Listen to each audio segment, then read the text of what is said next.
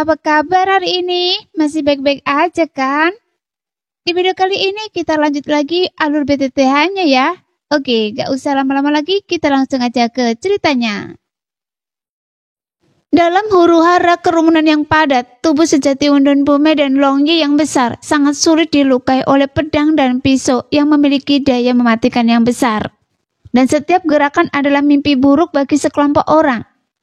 Jing Wuchen yang paling lemah sangat pintar untuk berkeliaran dan mengelilingi dalam jangkauan perlindungan Longyi dan tubuh sejati Undun Bume. Dan pisau terbangnya selalu sia-sia. Bagaimana dengan Xiaoyan? Saudara-saudaraku telah berjuang keras, jadi saya tidak boleh tertinggal. Semangat juang Xiaoyan melonjak dan dia meraung ke langit dan menunjukkan keahliannya, mengepakkan sayap tulangnya dan secara bergantian menggunakan Yan Yan Huan Sanji dan Qian Chi Wu Ying. Dan dia tak terhentikan. Teratai api Xiaoyi dilepaskan secara berurutan, membakar lautan api yang menunggu untuk dilahap, dan jeritan terdengar di mana-mana. Untuk sementara waktu, satu persatu, sekelompok nyawa segar dipanen oleh Xiaoyan dan kelima anak buahnya. Namun ini hanyalah awal dari kekuatan tim 5 orang itu. Segera setelah itu, dai Xiaoyan berdarah dan kekuatan jiwa tampak mendidih di lautan kesadaran. Dan riak darah menyebar ke sekitarnya. Cahaya darah membawa nafas yang tragis dan ke manapun ia lewat. Semua orang yang bertahanan jiwanya tidak cukup kuat memiliki darah yang mengalir keluar dari 7 lubang mereka. Dan kemudian jatuh seperti nasi yang dipotong di pinggang. Kekuatan jiwa yang dikerahkan Xiaoyan dengan seluruh kekuatannya dikombinasikan dengan api langit yang dilepaskan Xiaoyi. Dan kekuatan penghancur yang meledak sangat mengejutkan. Yang mengejutkan Dodi di sekitarnya dan membuat mereka ragu sejenak sebelum membunuh kelima orang itu. Namun keraguan itu hanya sesaat. Semua orang tidak peduli siapa mereka. Begitu mereka masuki lautan pembunuhan ini, mereka tidak bisa lagi berhenti di bawah dorongan dan pertarungan orang banyak.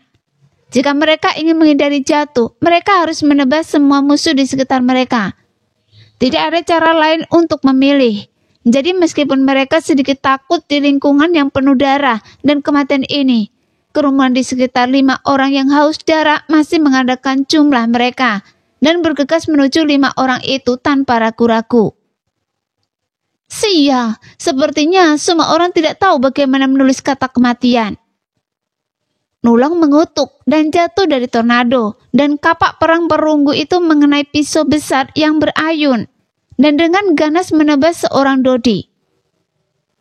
Semua orang haus darah. Di sini jika Anda tidak membunuh orang, orang akan membunuh Anda.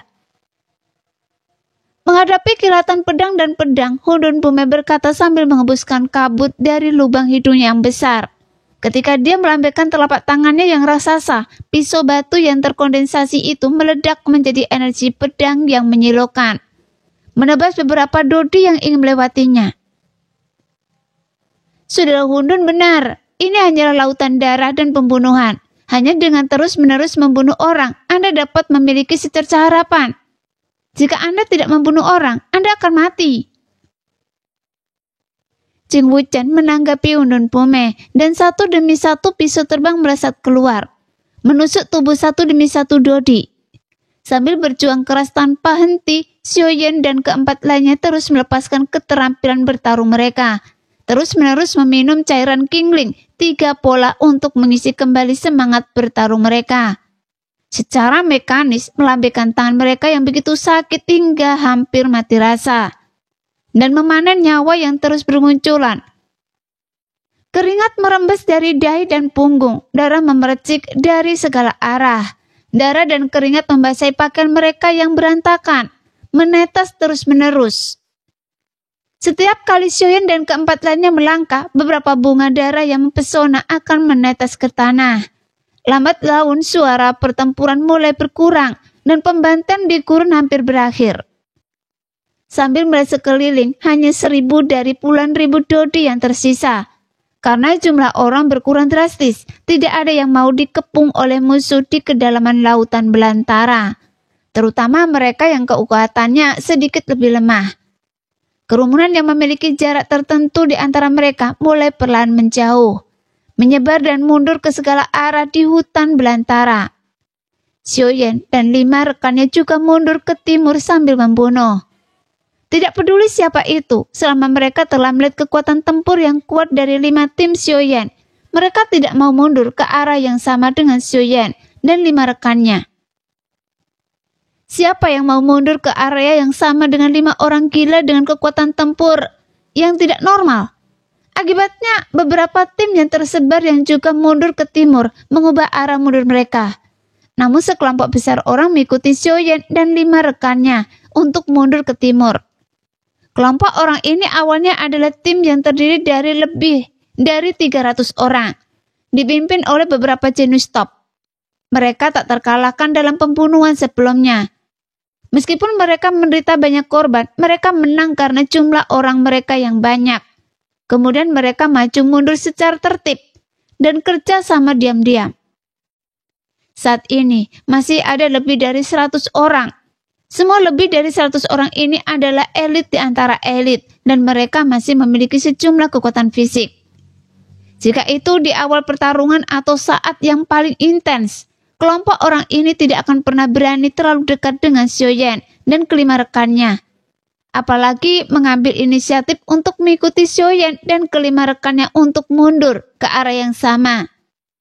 Faktanya, dalam pertarungan sebelumnya, mereka telah memperhatikan Xiaoyan dan kelima rekannya dari kejauhan, berusaha menjaga jarak yang cukup jauh dari mereka, karena takut berhadapan langsung dengan mereka dan berita bencana pemusnahan.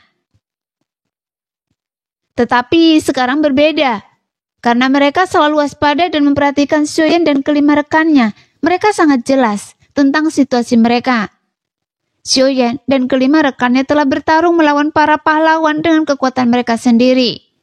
Meskipun kekuatan bertarung mereka luar biasa dan tak terhentikan, konsumsi energi fisik mereka sangat besar. Langkah kelima orang itu jelas sembrono dan tidak stabil saat ini. Jelas mereka sangat lelah dan inilah saatnya untuk memanfaatkan kesempatan itu setelah pembunuhan yang sangat kejam ini. Siapa yang bisa bertahan hidup dan hanya ingin keluar hidup-hidup dan tidak ingin menerima hadiah yang murah hati dari wali? Tanda bulan sabit di dahi Xiaoyan dan kelima temannya berwarna merah tua yang membuat orang-orang iri. Selama mereka membunuh salah satu dari Xiaoyan dan kelima temannya, mereka mungkin bisa langsung masuk ke 10 besar layanan berjasa. Siapa yang tidak akan tergoda oleh godaan seperti itu? Lebih dari 100 orang melawan 5 orang. Siapa yang tidak ingin bergerak? Terlebih lagi, ada beberapa jenius tingkat atas di antara lebih dari 100 orang. Yang terpenting adalah bahwa kelima orang itu jelas berada di ujung kekuatan mereka saat ini. Bahkan jika ada jenius tak tertandingi yang terkenal, seperti Hundun Bume, Nulong, di antara kelima orang itu, apa pentingnya?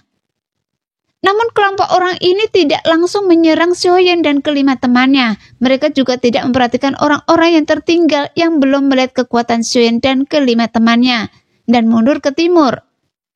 Mereka hanya mengikuti Xiaoyan dan kelima temannya dari kejauhan, menyaksikan semua tindakan Xiaoyan dan kelima temannya tanpa berkedip. Mereka harus menghemat energi mereka dan menunggu saat ketika Xiaoyan dan kelima temannya rileks. Dan akhirnya mereka berada jauh dari pusat gurun. Pada saat ini, di bawah pantulan bulan darah, gurun dengan darah yang mengalir seperti sungai memantulkan warna merah yang mengejutkan, dan embusan angin musim gugur tertiup, menambahkan sedikit kesungguhan. Dalam pertempuran sengit, mereka masih bisa dengan mati rasa mendukung diri mereka sendiri dengan kemauan mereka. Tetapi begitu mereka berhenti, tubuh dan pikiran mereka yang tegang tiba-tiba rileks. Nulong dan Jing Wuchen terkulai di tanah dan sangat sulit bagi mereka untuk bahkan bangun. Hundun Bume dan Longgi juga kelelahan dan tidak dapat mempertahankan bentuk asli mereka. Mereka kembali ke wujud manusia dan membungkuk terengah-engah. Meskipun Xiaoyan masih berdiri tegak, dia hanya bisa melakukannya dengan memegang penguasa berat dengan kedua tangan dan memasukkannya ke dalam tanah. Bahkan Xiaoyi menarik diri ke dalam dantian Xiaoyan karena pelepasan api surgawi yang berlebihan. dan memasuki keadaan setengah tertidur karena terlalu lelah. Meskipun Doki dapat diisi ulang dengan cara Kingling, 3 pola, kekuatan fisik dan spiritual kelima orang itu hampir habis. Dan kelelahan mereka tidak dapat lagi didukung oleh kemauan yang kuat. Setelah menunggu saat ini, kita tidak boleh memberi kelima orang ini waktu untuk memulihkan kekuatan mereka. Melihat situasi Xiaoyan dan kelima rekannya, mata kelompok Dodi yang terdiri dari lebih 100 orang berbinar, dan mereka berpencar ke segala arah di bawah kepemimpinan beberapa pemimpin, dan kemudian mengepung Xiaoyan dan kelima rekannya dengan pemahaman diam-diam. Mendengarkan langkah kaki yang perlahan mendekat dan melihat orang-orang yang berkumpul di sekitar mereka menatap mereka, hati kelima orang itu tiba-tiba terangkat. Bagaimana menghadapi krisis hidup dan mati di depan mereka adalah masalah yang harus dihadapi kelima orang itu. Seseorang harus berdiri dan memberi waktu bagi yang lain untuk bernafas. Nulong tidak sabar dan menjadi orang pertama yang tidak bisa menahan diri. Dia sangat marah dan mendorong telapak tangannya untuk bangkit dan bertarung lagi. Sayangnya, begitu dia mengangkat pantatnya, kakinya melemah dan dia jatuh ke tanah lagi. Jing Wuchen melakukan hal yang sama. Keduanya menatap kerumunan yang mendekat selangkah demi selangkah dengan jengkel. Satu-satunya hal yang bisa mereka lakukan adalah saling menatap dengan mata menyala-nyala. Hundun Bome dan Long Yi mengangkat dagu mereka dan maju beberapa langkah, tetapi langkah mereka sembrono dan tidak pasti. Dan jelas bahwa mereka tidak dapat mengerahkan banyak kekuatan tempur. Apa yang harus kita lakukan? Saat Xiaoyan melihat semua ini, dia merasa cemas dalam hatinya, tetapi tidak ada ekspresi di wajahnya. Bagaimanapun dia telah mengalami situasi hidup dan mati yang tak terhitung jumlahnya, jadi dia tahu bahwa semakin kritis situasinya. Tapi dia harus tetap tenang. Ada begitu banyak orang dan mereka adalah tim yang bekerja sama. Dengan kami berlima yang sekarang kelelahan ekstrim, saya khawatir kami akan benar-benar kelelahan jika kami mengandalkan kekuatan dan keterampilan bertarung untuk membunuh. Untuk menyingkirkan krisis saat ini, kami harus memiliki sejumlah kekuatan fisik. Tetapi ini jelas tidak realistis. Jika kami tidak memiliki kekuatan fisik, kami dapat menggunakan kekuatan jiwa untuk melakukan keterampilan bertarung jiwa. Tetapi kekuatan jiwa saya habis. Tanpa kekuatan fisik dan kekuatan jiwa, apakah kami akan mati? Tidak. Saya tidak bisa mati. Jika saya mati, apa yang akan terjadi pada klan Xiao? Bagaimana dengan Xiaoqi?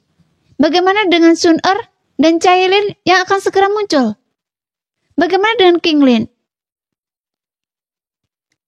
Kontrak darah Zhenni masih ada pada saya. Seluruh Xiusuan masih menunggu saya untuk dibangkitkan kembali.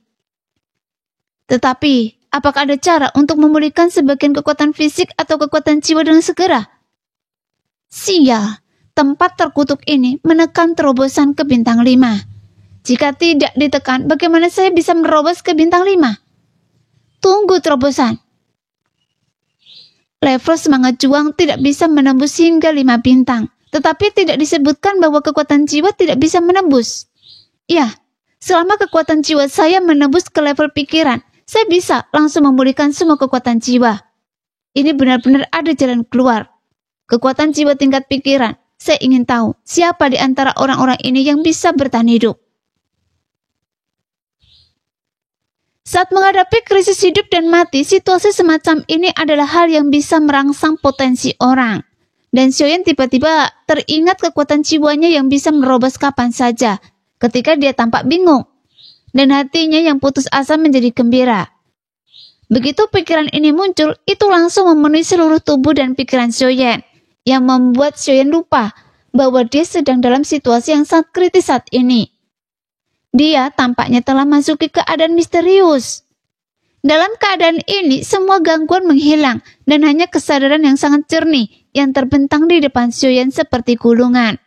Dan pemandangan dari apa yang telah dia alami muncul satu persatu. Dari menerobos alam kaisar hingga memasuki alam seni setengah langkah, dari seni roh darah hingga langit dingin.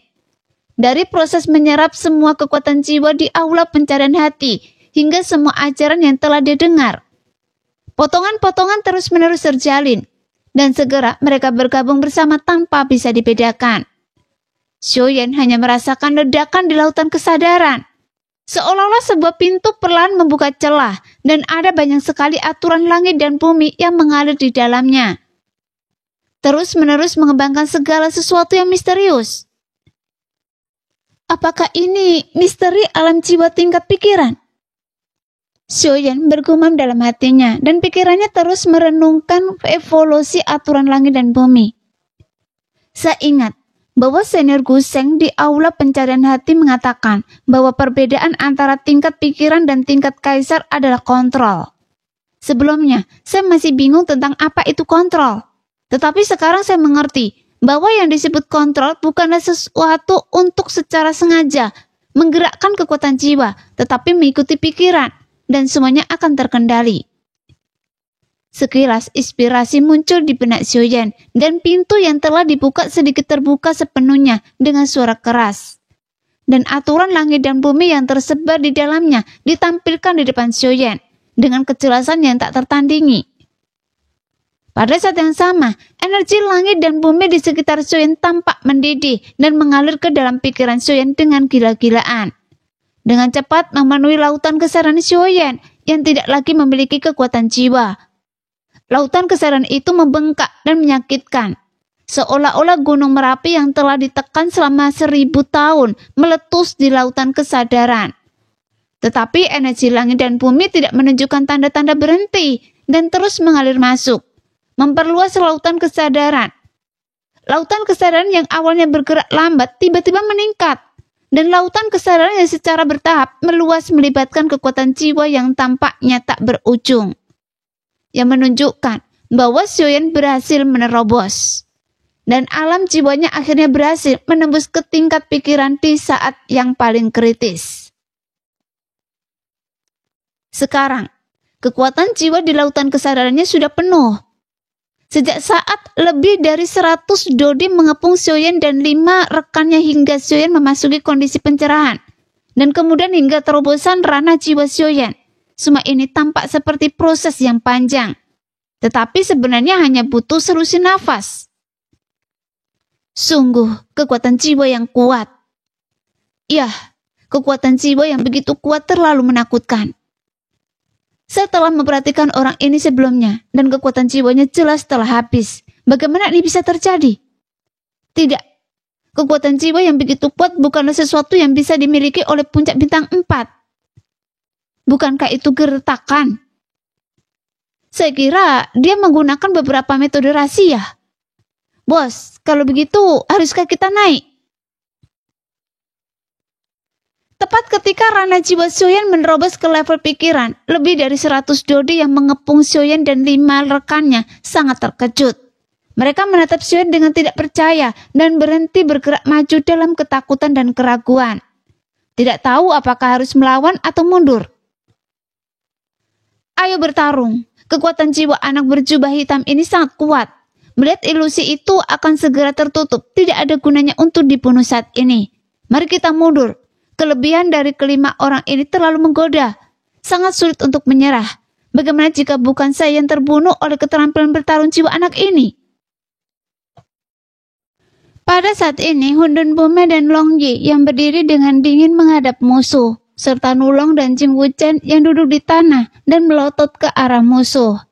Mereka semua tahu bahwa ranah jiwa Xiaoyan pasti telah menembus ke tingkat pikiran, dan mereka langsung gembira. Namun pada saat situasi hidup dan mati ini, bagaimana mereka bisa peduli dengan keterkejutan atau keheranan? Mereka hanya berharap Xiaoyan akan segera bangun dari kondisi terobosan untuk menghadapi serangan yang mungkin dilancarkan oleh sekelompok besar musuh kapan saja. Benar saja, setelah beberapa saat mandek, lebih dari 100 dodi melihat bahwa Xiaoyan masih memejamkan mata dan belum terbangun dari metode rahasia yang mereka kira digunakan Xiaoyan. Jenius terkemuka melambaikan tangannya dan berkata, "Pergi, bunuh mereka dengan cepat, selagi bocah berjubah hitam itu belum bangun." Mendengar perintah itu, lebih dari 100 dodi menjadi lebih berani dan segera mengambil langkah untuk mengepung dan membunuh kelima orang itu dengan suara pembunuhan yang mengguncang langit. Pada saat ini, Soyen terbangun dari kondisi peningkatan rana dan membuka matanya. Nulong berteriak dengan tergesa-gesa. "Soyen, cepat, bunuh bajingan-bajingan ini dengan cepat." Tatapan matanya menyapu wajah-wajah kelompok dodi yang mengepung dan membunuh mereka dengan dingin. Kemudian Soyen berkata tanpa ekspresi apapun, "Jangan khawatir, tidak ada yang akan selamat. Jika ada yang tidak mati, saya akan membawa mereka ke sini satu persatu, sehingga saudara-saudara saya dapat memperoleh beberapa pahala." Kata-kata yang sombong dan angkuh seperti itu segera menyulut kemarahan kelompok dodi. "Anak baik, meskipun Anda sekarang memiliki kekuatan jiwa yang diledakkan dengan metode rahasia hanya cukup bagi Anda untuk mengeluarkan keterampilan bertarung jiwa paling banyak sekali. Sekarang, ada begitu banyak dari kita. Berapa banyak yang bisa dia bunuh? Pergi!" Melihat sekeliling pada kerumunan yang bergegas menuju 5 orang itu, Soyen mengangkat sudut mulutnya dengan senyum dingin. Dahinya penuh darah. Bibirnya bergerak sedikit dan dia meludahkan kata penjara. Seketika, kaki-kaki dodi yang mengepung dan membunuh mereka berhenti di udara, dan senjata di tangan mereka terus menunjuk ke arah Soyen dan keempat lainnya. Tidak dapat bergerak sama sekali. Bahkan aliran udara yang disebabkan oleh muatan mereka berhenti mengalir. Semuanya berhenti dan waktu seakan membeku. Apa yang sedang terjadi? Para dodi tidak dapat berbicara, tidak dapat menggerakkan mata mereka, dan sangat terkejut. Tidak mengerti apa yang telah terjadi. Hundun Bume, Nulong, Jing Wuchen, dan Longyi semuanya membelalakkan mata mereka karena terkejut. Rasanya sangat menyenangkan untuk memegang kendali. Pada saat ini, Soyen tampaknya telah menjadi penguasa ruang ini. Kemudian dia bergumam, dan kegembiraan di matanya hampir meluap. Namun, kondisi fisik saya terlalu buruk untuk bertahan lama. Selain itu, masih agak sulit bagi saya untuk mengendalikannya dengan kekuatan jiwa tingkat pikiran yang baru saja saya tingkatkan. Ayo bertarung. Memikirkan hal ini, kegembiraan di mata Soyen menghilang dan digantikan oleh dingin yang mematikan. Gunakan kekuatan langit dingin untuk menghancurkan semangat. Perjalanan ke aula pencarian hati memberi Soyen pemahaman awal tentang kekuatan jiwa tingkat pikiran terlebih dahulu, dan tindakan para dodi Guseng memungkinkan Soyen untuk menarik kesimpulan dari satu contoh. Begitu Soyen selesai berbicara, suara Guseng yang menggetarkan jiwa tiba-tiba terdengar dalam cahaya darah yang menyelimuti banyak dodi. Suara sitar itu tersusun dari kekuatan jiwa, mengabaikan pertahanan tubuh dan semangat juang dodi, menembus gendang telinga mereka dan menusuk lautan keseran jiwa mereka. Dodi hanya merasakan gemuruh di benak mereka dan kesadaran mereka jatuh ke dalam momen stagnasi. Pertahanan jiwa yang mencoba yang terbaik untuk melawan kekuatan jiwa Soyen benar-benar runtuh, dan inilah efek yang Soyen inginkan. Gunakan kekuatan langit dingin untuk mencekik. Nada bicara Soyen menjadi lebih dingin, dan kekuatan-kekuatan jiwa tiba-tiba melonjak. Dalam sekejap, rambut lebih dari 100 dodi yang diselimuti cahaya darah menyebar, dan kabut darah merah terang menyembur keluar, dan mata mereka tiba-tiba kehilangan vitalitas. Membunuh dalam hitungan detik. Di bawah serangan keterampilan bertarung jiwa langit dingin yang dilakukan oleh Soyen dengan kekuatan jiwa tingkat pikiran, lebih dari 100 dodi yang ingin mengepung dan membunuh kelima orang itu tewas dalam sekejap. Bahkan tidak ada yang selamat. Setelah melakukan semua ini, tubuhnya yang sudah berada di ujung kekuatannya menjadi semakin lelah. Langkah kaki Soyen melunak dan dia memuntahkan beberapa suap darah yang tertahan di tubuhnya sebelum dia merasa sedikit lebih baik. Dia harus segera memulihkan meridian dan doki yang berantakan. Jika waktu berlalu, itu akan dengan mudah menimbulkan bahaya tersembunyi yang besar bagi kultivasinya di masa depan. Jadi dia menutup matanya yang gelap dan memasuki kondisi mengatur nafasnya. Mengenai situasi pertempuran, Sioyen merasa bahwa dia tidak perlu melihatnya lagi. Sekarang, kekuatan ilahi Sioyen dalam pertempuran ini luar biasa. Setelah beberapa saat, Hundun Pume dan beberapa lainnya kembali sadar dan mengepung Sioyen. Para prajurit yang tersebar yang belum melihat kekuatan Sioyen dan 5 lainnya mundur ke timur dan menyaksikan semua ini dari jauh. Setelah menyaksikan pemandangan mengerikan ini, mereka semua tercengang dan pikiran mereka kosong. Lebih dari 100 Dodi yang sangat kuat, semuanya tewas dalam beberapa detik. Meskipun mereka melihat Sioyen duduk dengan mata terpejam untuk mengatur nafasnya, dan keempat lainnya tampaknya hampir tidak memiliki kekuatan bertarung. Tidak ada yang berani berpikir untuk mengambil keuntungan. Siapa yang bisa menjamin bahwa pria berjubah hitam itu bisa datang lagi? Angin dingin bertiup dan tidak ada yang tahu siapa yang memimpin. Dodi ini mengambil langkah yang salah dan bergegas ke arah lain dengan kecepatan tercepat dalam hidup mereka.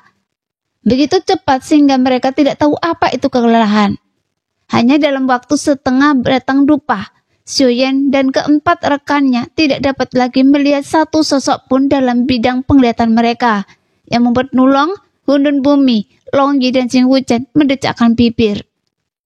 Harus dikatakan bahwa ini memang hal yang beruntung, karena Sioyen dan keempat rekannya lolos dengan tipis. Waktu berlalu sedikit demi sedikit, suara pedang dan darah yang beradu masih samar-samar terdengar di padang gurun yang luas. Tetapi sisi timur padang gurun itu sunyi senyap. Kecuali kelima orang itu, tidak ada seorang pun di sana. Ada gunung-gunung mayat dan lautan darah di mana-mana. Bau darah yang menjijikkan disertai angin yang menderu membuat orang-orang semakin kesal. Keempat orang itu telah memulihkan sebagian kekuatan mereka, tetapi Sioyen masih tidak bergerak sama sekali. Seolah-olah dia adalah patung batu. Jadi keempat orang itu tidak dapat menahan diri untuk tidak menunjukkan kecemasan di mata mereka. Bagaimanapun, kemampuan yang baru saja ditunjukkan Sioyen terlalu menakjubkan, terutama ketika dia sangat lelah. Jika dia mengatakan bahwa dia tidak membayar harga yang sesuai, keempat orang itu tidak akan pernah mempercayainya. Namun keempat orang itu tidak tahu seberapa besar harganya. Justru karena mereka tidak tahu bahwa mereka sangat cemas. Dan Nulong adalah orang yang paling tidak sabar. Dia tidak dapat menahan diri untuk tidak berdiri lebih dulu dan menghentakkan kakinya ke tanah dengan cemas. Meskipun Hundun Pume juga sangat cemas, tetapi dia menghentikan Nulong sesegera mungkin untuk menghindari mengganggu pernafasan Sioyen. Akhirnya, mata Sioyen yang tadinya tertutup rapat perlahan terbuka, sehingga semua orang menghela nafas lega, dan hati mereka pun lega. Bagaimana? Apakah Anda baik-baik saja? Nulong bertanya dengan menatap Sioyen dengan gugup. Tangan Longye menggenggam erat tangan Sioyen, dan matanya penuh kekhawatiran saat menatap Sioyen. Saya baik-baik saja. Merasakan kekhawatiran di mata semua orang, hati Sioyen menghangat dan dia tersenyum. Kemudian Hundun Pume juga bertanya dan khawatir. Apakah Anda benar-benar baik-baik saja? Kekuatan keterampilan bertarung jiwa Anda sebelumnya benar-benar mengerikan dan harganya. Jadi itu yang Anda khawatirkan? Sioyen tertawa terbahak-bahak. Anda seharusnya sudah menebaknya. Kekuatan jiwa saya telah menembus ke tingkat pikiran, dan kekuatan jiwa tingkat pikiran jauh melampaui tingkat kaisar. Kekuatannya setidaknya beberapa kali lebih kuat dari puncak tingkat kaisar, dan itu bukanlah sesuatu yang dapat ditandingi oleh puncak bintang 4. Jangan khawatir, tidak ada harga yang harus dibayar, dan tidak ada akibat. Setelah Sioyen selesai berbicara, dia menarik tangannya dari telapak tangan Longyi, berbalik ke samping dan meletakkannya di bahu Longyi. Saya baru saja naik ke tingkat berikutnya dan tidak dapat sepenuhnya mengendalikan kekuatan jiwa tingkat pikiran. Ditambah lagi tubuh saya terlalu lelah. Jadi begitu. Senyum lega akhirnya muncul di wajah tegang Hundun Pume. Longyi menepuk dadanya dan tertawa bersama Hundun Pume. Selamat saudara Sio, kekuatan Anda telah mencapai tingkat yang baru. Jing Wuchen datang. Kepalanya yang berantakan seperti sarang burung tertiup angin, menunjukkan kegembiraan batinnya. Iya, Selamat. Nulong juga mengubah kekhawatirannya menjadi kegembiraan, menepuk bau Xion dan tertawa. Tetapi dia segera teringat sesuatu dan tiba-tiba menjadi tertekan dan berkata dengan wajah pahit, "Sudah berakhir. Anda membunuh lebih dari 100 orang dalam sedetik. Dan sekarang saya tidak bisa bersaing dengan Anda untuk mendapatkan tempat pertama dalam hal prestasi." Semua orang tercengang ketika mereka mendengar ini dan kemudian tertawa. Hundun Bume berkata sambil tersenyum, "Xiaoyan, Anda telah mencapai ranah jiwa tingkat pikiran dengan kekuatan puncak bintang 4. Saya pikir ini seharusnya belum pernah terjadi sebelumnya di benua Dodi. Jadi Anda telah memukul kami dengan keras." "Itu benar." Nulong mengetakkan kakinya dan melanjutkan kata-kata Hundun Bume sambil tersenyum. "Xiaoyan, jika saya ingin mengejar Anda, saya harus mempertaruhkan nyawa saya. Dan tekanan ini tidaklah kecil." Hundun Bume memutar matanya ke arah Nulong dengan marah dan setengah tersenyum. Kemudian dia berkata, "Ini adalah hal yang baik. Tanpa tekanan, dari mana motivasi itu akan datang? Dengan cambuk kemajuan Xiaoyan, sulit bagi kita untuk membuat kemajuan yang lambat. Selain itu, Xiaoyan adalah saudara kita. Tentu saja semakin kuat semakin baik. Saya berharap dia bisa menerobos ke Dodi bintang 9 sekarang." Ya. Jing Wuchen juga berkata dengan gembira, "Semakin kuat Anda, semakin bahagia saya. Ketika Anda mendominasi benua Dodi, saya bisa berjalan menyamping." "Berjalan menyamping?" Long Yi melengkungkan bibirnya. "Anda kepiting. Tidak bisakah Anda meningkatkan diri Anda dengan ayah saya dan lainnya sebagai tujuan Anda?" "Meningkatkan diri saya dengan mereka sebagai tujuan saya?" Jing Wuchen berteriak. "Dengan bakat mereka, jika saya menjadikan mereka sebagai tujuan saya khawatir saya tidak akan mampu mengejar 1/10 dari mereka. Bahkan jika saya menghabiskan seluruh waktu makan saya untuk berlatih. Lagi pula, saya terbiasa bermalas-malasan. Jadi saya tidak bisa menghabiskan puluhan ribu tahun berlatih keras." Melihat Jing Wuchen yang tampak tak berdaya, Xiaoyan, Hundun Bume dan Nulong tidak bisa menahan tawa. Kemudian Xiaoyan berkata, "Wuchen, saya pikir setiap orang memiliki kelebihannya sendiri. Kita mungkin cocok untuk meningkatkan diri kita lebih komprehensif karena kelebihan fisik kita, atau kelebihan dalam jiwa dan bakat. Tetapi Anda berbeda. Anda memiliki tingkat pencapaian yang tinggi dalam kecepatan dan pisau terbang. Jadi saya pikir Anda mungkin lebih cocok untuk rute yang fleksibel dan mengerahkan keuntungan terbesar di bidang yang Anda kuasai. Dalam hal itu, Anda tidak perlu berlatih keras. Tapi jangan lupa bahwa berlatih di luar juga merupakan cara berlatih, dan itu lebih efisien untuk pemahaman." Kata-kata Xiaoyan segera menghilangkan kabut bagi Jing Wuchen. Jadi Jing Wuchen mengangguk sambil berpikir dan raut wajah gembira pelan muncul di wajahnya. "Ngomong-ngomong, Xiaoyan, masih banyak orang yang bertarung di arah lain. Kekuatan fisik kita sudah banyak pulih sekarang, dan kekuatan jiwa Anda sudah menembus ke tingkat pikiran. Apa Anda ingin pergi dan membunuh lebih banyak lagi?" Nulong menjilat bibirnya yang kering, dan cahaya berapi-api melintas di matanya. Mendengar kata-kata Nulong, semua orang teringat akan seni bela diri Xiaoyan sebelumnya, dan mereka semua menatap Xiaoyan dan tertawa, menunggu Xiaoyan membuat keputusan. Namun setelah Xiaoyan memikirkannya, dia menggelengkan kepalanya dan berkata, "Tidak perlu, saya rasa ilusi akan segera tertutup. Dengan kekuatan fisik kita saat ini, kita tidak bisa membunuh banyak orang saat kita berlari." "Benar sekali. Sekarang jumlah orangnya sangat sedikit.